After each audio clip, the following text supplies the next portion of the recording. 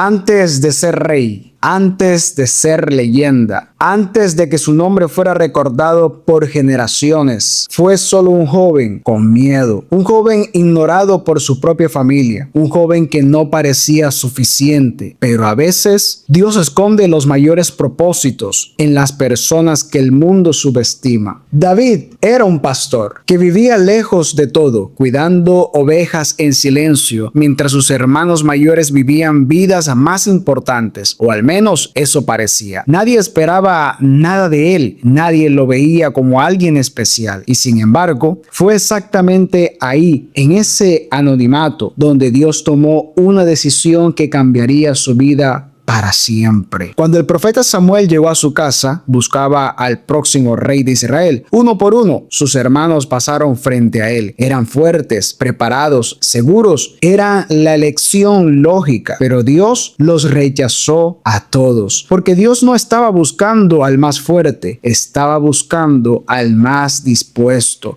Y cuando David entró, el último, el olvidado, Samuel lo ungió. En ese momento, David fue elegido como el futuro rey, pero nada cambió inmediatamente. No recibió una corona, no recibió un trono, volvió al campo. Y ahí nació el primer conflicto. ¿Cómo puedes ser elegido para algo grande, pero seguir viviendo una vida pequeña? El tiempo pasó hasta que un día todo cambió. Un gigante llamado Goliat paralizó al ejército de Israel. Era más grande, más fuerte, más intimidante que cualquier hombre que hubieran enfrentado. Y durante días nadie se atrevió a pelear. Hasta que David apareció. No como soldado, no como héroe, solo como alguien que no entendía cómo el miedo podía ser más fuerte que la fe. No tenía armadura, no tenía espada, solo una onda y una decisión. Cuando David lanzó esa piedra, no solo derribó a un gigante, derribó la versión de sí mismo que el mundo había creído hasta ese momento. Pero el verdadero conflicto no comenzó con Goliat, comenzó después, porque el éxito expone algo en los demás. El rey Saúl, quien al principio lo recibió, comenzó a ver en David algo peligroso, no porque David lo traicionara, sino porque David tenía algo que Saúl había perdido: favor, propósito, paz. Y ese fue el inicio de la persecución. David pasó de ser héroe a ser fugitivo. Tuvo que huir, abandonar su hogar, vivir escondido en cuevas, sobreviviendo día tras día, preguntándose cómo era posible que el mismo Dios que lo había elegido permitiera que viviera así. Y aquí es donde la historia se vuelve profundamente humana, porque David tuvo oportunidades de vengarse, tuvo oportunidades de tomar el trono por la fuerza, tuvo oportunidades de terminar el proceso antes de tiempo, pero no lo hizo. David entendió que el propósito no se trata solo de llegar al destino, sino de quien te conviertes en el camino. El pastor estaba siendo formado para convertirse en rey, no en el campo, no en la victoria, sino en la espera,